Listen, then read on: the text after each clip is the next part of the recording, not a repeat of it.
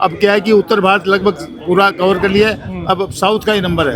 अब साउथ पे फतेह करने वाले अब हैं। साउथ पे फतेह करने वाले हैं। लेकिन भारतीय जनता पार्टी के कार्यकर्ताओं ने संघर्ष छोड़ा नहीं, चाहे वो कम्युनिस्टों से लड़ते रहे, टीएमसी के गुंडों से लड़ते रहे, और पीछे हटे नहीं। तो एक आरोप ये भी लगा था कि पीएम कॉम्प्रोमाइज हो गए हैं, बिल्कुल अमेरिका नहीं, के सामने झुक ना गए ना हैं। बिल्कुल नहीं। अरे ऐसा प्रधानमंत्री मिलेगा ही नहीं जो 12-13 साल में जिसने एक छुट्टी नहीं ली, 18 घंटे काम करता है। ऐसा प्रधानमंत्री आज तक हुआ है क्या कोई? आज हम तो गौरवान्वित महसूस करते हैं अपने आप को कि जहां हमारे श्यामा प्रसाद मुखर्जी का जन्म हुआ, उस प्रदेश में कमल का खिलना, ये बंगाल विजय अपने आप में एक ऐतिहासिक विजय है। आजादी के बाद का पहला चुनाव है जहाँ एक व्यक्ति नहीं मरा। पश्चिम बंगाल जैसा राज्य, वहाँ लड़ाई जनता वर्सेस ममता ही थी। पश्चिम बंगाल में सबको, जो बांग्लादेशी है, सबको नागरिकता दे दी।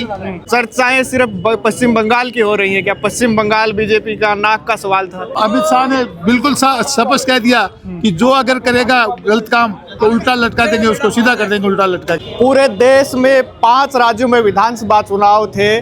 मतगणना आज लगभग खत्म हो चुकी है और ये स्थितियां भी साफ हो चुकी हैं कि 5 राज्यों में से 3 राज्यों में बीजेपी ने बढ़त बनाते हुए अब ये तैयारी कर ली है कि वो सरकार बनाने जा रही है। असम, पश्चिम बंगाल और पुडुचेरी में स्थितियां लगभग साफ हो चुकी हैं। बीजेपी ने पूरी तैयारी कर ली है यहाँ सरकार बनाने की। सीकर में मैं फिलहाल मौजूद हूँ। मेरे पीछे आप देख सकते हैं, ये भाजपा के कार्यकर्ता हैं, खुशी जाहिर कर रहे हैं। उधर प्रधानमंत्री नरेंद्र मोदी का भाषण चल रहा है, उनको सुन रहे हैं। ये देख सकते हैं पूर्व सांसद मौजूद हैं, बीजेपी के जिला अध्यक्ष मौजूद हैं, उसके साथ ही अनेकों कार्यकर्ता मौजूद हैं। कार्यकर्ताओं से बात करते हैं, कैसी खुशी उनको महसूस हो रही है। नमस्कार जी। नमस्कार, क्या नाम है आपका? मेरा नाम महेश शर्मा है। महेश जी, कैसा महसूस हो रहा है? आज आपने 3 राज्यों में लगभग सरकार बना ली है। अभी तक के जो रुझान रहे हैं देश में, जब 2014 में मोदी जी की सरकार बनी, जिस तरह का वातावरण, जिस तरह का हमने मन में गर्व और खुशी महसूस की, उससे कहीं ज़्यादा आज हम अपने आप में महसूस कर रहे हैं। क्योंकि हमारा लिए सबसे बड़ा मुद्दा था बंगाल। आज़ादी के बाद हमारे सैकड़ों नहीं हज़ारों कार्यकर्ता उन तानाशाहों और गुंडों के सामने लड़ करके अपना खून बहाते रहे, बलिदान दिया। आज पहली बार हमें मौका मिला है अमित भाई शाह और मोदी जी के नेतृत्व में बंगाल में सरकार बनाने का, ये कमल खिलाने का। तो ये हमारे करोड़ों करोड़ों कार्यकर्ताओं के मन में एक उल्लास का वातावरण निश्चित रूप से दिखाई देता है। इसे कैसे देखते हैं? आज इतने सालों बाद, लगभग शायद 1957 में वहाँ जनसंघ भाजपा ने वहाँ से मोर्चा खोला था। आज पहली बार वहाँ से जीती है भाजपा। 1952 में जब जनसंघ की स्थापना हुई तो श्यामा प्रसाद मुखर्जी की वो जन्मभूमि रही। मुखर्जी ने बहुत पहले अंग्रेजों के समय वहाँ एक बार फजले हक जो कामगार नेता थे, उनके साथ हिंदू महासभा की सरकार बनाई। लेकिन जनसंघ के आने के बाद वहाँ भारतीय जनता पार्टी को मौका नहीं मिला। लेकिन भारतीय जनता पार्टी के कार्यकर्ताओं ने संघर्ष छोड़ा नहीं, चाहे वो कम्युनिस्टों से लड़ते रहे, टीएमसी के गुंडों से लड़ते रहे, और पीछे हटे नहीं। और 2014 के बाद जब सरकार, सनातनियों की सरकार, सनातन के पक्षधर लोगों की सरकार दिल्ली में आई और एक मजबूत नेतृत्व भारत में नजर आया, तो उनकी ताकत के सामने ये धीरे धीरे जो एक टीएमसी की गुंडागर्दी थी, वो पहले चुनाव में हमारी ताकत बढ़ी, दूसरे में बढ़ी, और इस तीसरे चुनाव में हमने उनको वो बंगाल की खाड़ी तक पहुंचा दिया। ये निश्चित रूप से एक भारत को बड़ा संदेश है। कहते हैं सूपड़ा साफ कर दिया आपने पूरा। बिल्कुल क्लीन स्वीप जिसको हम कहते हैं, ये तय था। लेकिन ये संदेश निश्चित रूप से एक पूरे राष्ट्रवादियों के मन में यह है कि देश में अलगाववादी की बात करने वाले लोग नहीं चलेंगे, कट्टरवाद को लेकर के एक तरफा जो लोग चल रहे हैं वो भी नहीं चलेंगे। इस देश में अब वो चलेंगे तो इस देश की चिंता करेंगे जिनके मन में भारत होगा, जिनके मन में सनातन होगा। इस पूरे चुनाव में देखा गया, खासकर पश्चिम बंगाल में, वहाँ आरोप लगे कि ईवीएम को हैक कर दिया गया है, सशस्त्र बलों पर भी सवाल किए गए। इसको कैसे देखते हैं आप? आरोप तो जब वो पहले जीत रही थी तब कहाँ थे? आरोप तो लगते हैं जहाँ हारने वाले अपने आप आरोप लगाते हैं। पर इस बार जिस तरह के चुनाव हुए, ये अब तक सबको पता भी होना चाहिए कि वहाँ विदेशी पर्यवेक्षक भी थे। इस बार केवल केंद्रीय नहीं थे, उन्होंने इतना भी इसको बिल्कुल पारदर्शी चुनाव रखा।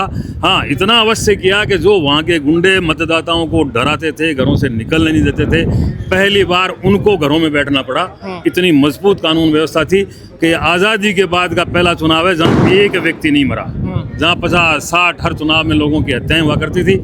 इतना निष्पक्ष चुनाव हुआ।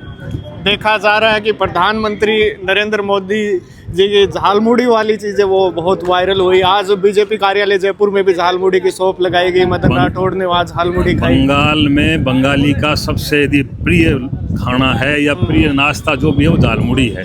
लेकिन झालमुड़ी भी एक नीचे बैठे हुए कार्यकर्ता फुटपाथ पर जो झालमुड़ी बेच रहा है वहाँ तक यदि प्रधानमंत्री जाता है तो निश्चित रूप से अपने आप में एक बड़ा संदेश जाता है। और मोदी जी आम व्यक्ति को भी समझते भी हैं, आम व्यक्ति की भावना जानते हैं और हर नीचे तक के व्यक्ति को पूछते भी हैं। उसका एक निश्चित रूप से एक मैसेज था। झालमुड़ी तो वो भी खा सकती थी ममता, लेकिन घर में बैठ के खाना और फुटपाथ पे आके किसी से खाना, ये अपने आप में एक पूरा मैसेज अलग जाता है। विपक्ष ये आरोप भी लगाता है कि प्रधानमंत्री नरेंद्र मोदी, लेकिन वो चुनाव में प्रचार ऐसे करते हैं कि वो जैसे प्रधानमंत्री पद की गरिमा को ताक पे रख के करते हैं। गरिमा प्रधानमंत्री के काम में, उनकी गरिमा प्रधानमंत्री से भी कहीं बढ़कर है, इससे पूरी दुनिया देख रही है। पर वैसे जब काम पड़ता है तो वो एक साधारण कार्यकर्ता की हैसियत से काम करते हैं, इसलिए उनकी इस गरिमा को इस तरह नहीं आंका जा सकता। वो आकलन करना है तो विदेश नीति को देखिए, विदेशों में देखिए। ठीक है, और भी कार्यकर्ता मौजूद है। साहब, कैसा महसूस हो रहा है? आज भाजपा ने 3 राज्यों में 5 में से 3 में फतेह लगभग हासिल कर ली है। बहुत प्रसन्नता महसूस हो रही है और मैं समझता हूँ ये राष्ट्रवाद और तुष्टिकरण की नीति का जो अंतर था उसी का परिणाम है कि आज भारतीय जनता पार्टी पूरे 3 राज्यों में आ गई है और आगे राष्ट्रवाद के ऊपर मोदी जी काम करते रहेंगे तो भारतीय जनता पार्टी कोई रहने वाला नहीं है। मैं समझता हूँ कई सालों तक चलती रहेगी।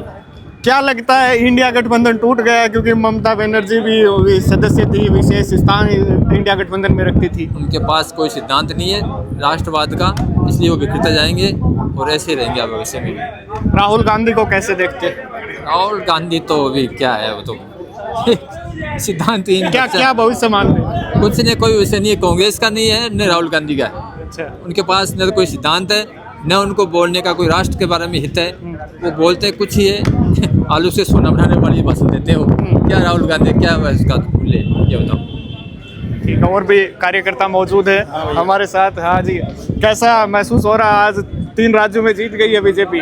3 राज्यों में जीत गई है। चौथे राज्य में भी जहाँ डीएम की जो बीजेपी के खिलाफ रहती थी वहाँ डीएमके का सफाया हो गया है। वहाँ वो उसकी नई सरकार बन रही है जो भारत बीजेपी के पक्ष में रहेगी। इसका भविष्य बीजेपी का अब क्या है कि उत्तर भारत लगभग पूरा कवर कर लिया है, अब साउथ का ही नंबर है। अब साउथ पे फतेह करने वाले हैं। साउथ पे फतेह करने वाले हैं। मोदी जी का विजन है देश को पूरे विश्व में टॉप पे ले जाना, उसके लिए वो कार्य कर रहे हैं। उनका एक ही विजन है, सबके साथ सबका विकास, ये काम करना। ये सिर्फ मोदी जी का ही है, बाकी और कोई ऐसा कोई नेता नहीं है। विपक्ष आरोप लगाता है कि धर्म की राजनीति करते हैं, मुद्दों को भटकाते हैं। क्या नहीं, विपक्ष ये आरोप लगाता है। विपक्ष क्या कर रहा है? विपक्ष तो वहाँ पश्चिम बंगाल में सबको जो बांग्लादेशी है सबको नागरिकता दे दी। मेरे मामा जी का एक लड़का रहता है, वो कहता है कि यहाँ कौन सा गाँव, वो जलगांव के पास में, वहाँ कोई 10,000 जो फर्जी वो है बांग्लादेशी, उनको आधार कार्ड बना दिया। ये तो बहुत बड़ा मुद्दा है, बांग्लादेशियों को शरण दे रहे हैं। 10,000 लोगों का एक छोटा सा गांव में जलपाईगुड़ी के पास है, वहाँ 10,000 वो आधार कार्ड बना दिया। जब वोट देने जाते हैं तो बाहर खड़े रहते हैं गुंडे, बोलते हैं शर्मा जी आप तो घर पे जाओ, आपका वोट तो हो गया। ऐसी दादागिरी आज तक कहीं नहीं जो बंगाल में। इस बार वो गुंडे कहाँ छुप गए? इस बार तो पूरे देश में ऐसी पूरे केंद्रीय बटालियन 2,500 बटालियन वहाँ लगी हुई थी, वो गुंडे अपने छुप गए। और अमित शाह ने बिल्कुल स्पष्ट कह दिया कि जो अगर करेगा गलत काम तो उल्टा लटका देंगे, उसको सीधा कर देंगे उल्टा लटका के। अमित शाह ने बयान भी दिया था कि 1 बजे दीदी टाटा बाय बाय, इस तरीके से। बिल्कुल, और वो उसने दिखा दिया। 200 पार की बात थी, 200 आएगी, 200 पार हो रही है, 205 पे पहुंच रहे हैं। हाँ, बिल्कुल स्पष्ट बहुमत है भाजपा। 2/3 बहुमत, स्पष्ट नहीं 2/3 बहुमत है। ये एक बहुत बड़ी उपलब्धि है। उसी प्रधानमंत्री मोदी का भाषण चल रहा है, उधर राष्ट्र को संबोधन कर रहे हैं। बिल्कुल ये। लेकिन ये आरोप विपक्ष लगा रहा है कि प्रधानमंत्री नरेंद्र मोदी प्रधानमंत्री पद की गरिमा नहीं रखते चुनाव। ऐसा प्रधानमंत्री मिलेगा नहीं जो 12-13 साल में जिसने एक छुट्टी नहीं ली, 18 घंटे काम करता है। ऐसा प्रधानमंत्री आज तक हुआ है क्या कोई जो देश के प्रति समर्पित है? दुनिया तो आरोप लगाती रहेगी, लेकिन वस्तुस्थिति क्या है? जिसने आज तक एक छुट्टी नहीं ली। और ये जब राहुल गांधी फलाना ढिकड़ा होता है ना तो विदेशों का भ्रमण करते हैं, 8-8 दिन तक उनका पता नहीं रहता कहाँ घूम रहे हैं। विदेशों की बात करें तो एक आरोप ये भी लगा था कि पीएम कॉम्प्रोमाइज हो गए हैं, बिल्कुल अमेरिका नहीं के सामने झुक ना गए ना, हैं। बिल्कुल नहीं, स्पष्ट कहते हैं। उसने कितनी बार कहा, बोला मेरी वो मैंने वो समझौता करा दिया, सीज फायर करवा दिया। मोदी जी ने कभी यहाँ नहीं की, कोई सीज फायर नहीं हुआ है। पाकिस्तान कहा के भी नहीं, मोदी जी ने ये भी नहीं कहा कि हमने उनके कहने पे सीज फायर किया है। बिल्कुल कहा है मोदी जी ने, सीज फायर माना ही नहीं उन्होंने अपने हिसाब से। उन्होंने हाथ जोड़े पाकिस्तानियों ने कि करो, तब कोई बात हुई है। कैसा महसूस हो रहा है आज बीजेपी ने 3 राज्यों में अपनी बढ़त बना ली, सरकार बनाने जा रही है? देखिए, निश्चित रूप से ये जो चुनाव है, इससे एक बात तो साबित होती है कि जो देश के यशस्वी प्रधानमंत्री है, वर्ल्ड के लीडर है, और पूरे भारत के जो जनता, उनके रोम रोम में नरेंद्र मोदी जैसा प्रधानमंत्री बसता है। आप देख सकते हो कि पश्चिम बंगाल जैसा राज्य, वहाँ लड़ाई जनता वर्सेस ममता ही थी, और उस लड़ाई में नरेंद्र भाई मोदी के नेतृत्व में और हमारे भारतीय जनता पार्टी के शीर्ष नेतृत्व ने जो ग्राउंड स्तर पर जो काम किया, और मैं धन्यवाद देना चाहता हूं उन कार्यकर्ताओं को जिन्होंने पिछले चुनाव में उनके घर परिवार को जला दिया, उनकी हत्या कर दी, उनके बावजूद वो पीछे नहीं उठे, और इस तुष्टीकरण की जो राजनीति है, उस राजनीति को खत्म करने का काम वहाँ की पश्चिम बंगाल की जो देवतुल्य जनता है, मैं उनको भी बहुत बहुत धन्यवाद और आभार व्यक्त करता हूँ कि जिन्होंने एक ऐसी सरकार को उखाड़ के फेंका है जो सिर्फ तुष्टीकरण की राजनीति करती थी। और अब ये जो बंगाल के जनता ने जो सपना देखा है सोनार बांग्ला, निश्चित रूप से 5 साल में आप वहाँ पर देखोगे कि भारतीय जनता पार्टी की जो डबल इंजन की सरकार है, जो सोनार बांग्ला का जो सपना है वो निश्चित रूप से पूरा होगा। और मैं तमाम उन भारतीय जनता पार्टी के कार्यकर्ताओं को भी बहुत बहुत बधाई, बहुत बहुत शुभकामनाएं। और आज सीकर जिले के नहीं, अपितु पूरे भारतीय जनता पार्टी के कार्यकर्ता गदगद हैं। अपने प्रधानमंत्री यशस्वी भाई नरेंद्र मोदी पे हमें गर्व है, पूरी पार्टी पे हमें गर्व है, तमाम कार्यकर्ताओं पे गर्व है कि जिन्होंने ग्राउंड स्तर पे काम करके आज ये जनादेश जो बांग्लादेश की जनता ने दिया, अपन सोच नहीं सकते थे। मैं खुद भारतीय जनता पार्टी का कार्यकर्ता होने के नाते मैंने ये सोचा कि 170 की सीट प्लस आएगी, लेकिन जो ये जो वहाँ की देवतुल्य ने जो ये जो जनादेश दिया, उनको मैं बारंबार प्रणाम करता हूँ। 205 सीट का जो फिगर, जो मैंडेट दिया है, वास्तव में ये अद्भुत नज़ारा है। और आज मन गदगद है, मन इतना खुश है कि अब निःशब्द हम कुछ बोल नहीं पा रहे। आपका परिचय? मैं सुरेश सैनी, जिलाध्यक्ष भारतीय जनता पार्टी ओबीसी मोर्चा सीकर। साहब, क्या लगता है कि 5 राज्यों में चुनाव थे, 3 में बढ़त बना ली है, लेकिन चर्चाएं सिर्फ पश्चिम बंगाल की हो रही हैं। क्या पश्चिम बंगाल बीजेपी का नाक का सवाल था? देश के नाक का सवाल था। और वहाँ पिछले 2011 से लेकर के कल तक इतने अत्याचार हुए हैं, मैं आपको बताऊं, महिला पर अत्याचार, हिंदू पर अत्याचार, भारतीय जनता पार्टी के कार्यकर्ता पर अत्याचार, और इतने विदेशी आए और उनके साथ वहाँ के शासन का मिल जाना, ये कोई कम बात है क्या? और आज हम तो गौरवान्वित महसूस करते हैं अपने आप को कि जहाँ हमारे श्यामा प्रसाद मुखर्जी का जन्म हुआ, उस प्रदेश में कमल का खिलना, ये बंगाल विजय अपने आप में एक ऐतिहासिक विजय है। ये पहली बार हुआ है, काफी 1952 में जनसंघ के साथ शुरुआत की थी मुखर्जी साहब ने। बिल्कुल, बंगाल में पहली बार हुआ है। बंगाल ऐसा प्रदेश है जहां लंबे समय तक कम्युनिस्ट रहे, लंबे समय तक कांग्रेस रही, और लंबे समय तक जिसकी आज विदाई हुई है वो रही। और अब तो मैं सोचता हूं कि ये समय की सीमाएं समाप्त हो जाएगी, यही रहेंगे जो आ जाएं। क्या ये नाक का सवाल इसीलिए है कि ममता बनर्जी कहीं ना कहीं ये सवाल उठ रहा था कि आने वाली प्रधानमंत्री की दावेदार भी मानी जा रही थी? नहीं, प्रधानमंत्री की दावेदार तो नहीं थी, लेकिन ये बात तय है कि उसने इंतहा कर दी अत्याचारों की, किसी की नहीं सुनी, इलेक्शन कमीशन को नहीं सुना, सुप्रीम कोर्ट को नहीं माना, देश के प्रधानमंत्री को नहीं सुना, देश की सर्वोच्च सत्ता को नहीं माना, तो उसका अंजाम तो ये होना था। आप कह रहे हैं कि हिंदुओं पे अत्याचार हो रहा था, लेकिन और भी अलग अलग जातियां हैं, धर्म हैं, उनकी चर्चाएं क्यों नहीं करते आप? नहीं, देखिए, सभी ये देश हमारा जो है उसमें हिंदू और दूसरी किसी भी सांप्रदायिकता का कोई काम नहीं है, लेकिन वहाँ चुन चुन करके उनके साथ जो अत्याचार हुआ, इसलिए वो सब तो मुंह से निकलेगा ही। जिनके साथ अत्याचार हुआ उनकी चर्चा तो होनी भी चाहिए। क्या लगता है इंडिया गठबंधन टूट चुका है? क्योंकि राहुल गांधी भी ममता बनर्जी के खिलाफ चुनाव का प्रचार कर रहे थे, ये आरोप भी लग रहे थे कि बीजेपी के कहीं ना कहीं बीजेपी के पक्ष में बयान दे रहे हैं राहुल गांधी। देखिए, ये ठगबंधन है। जहाँ हमारी बन जाए वहाँ बना लें, वरना अलग अलग लड़ लें। ये जनता समझती है और इसीलिए ये जनता ने नतीजा दिया है। आप देख लें, आपके सामने 5 प्रदेशों में सब जगह जो सत्ता में बैठे थे उनकी क्या दुर्गति हुई है।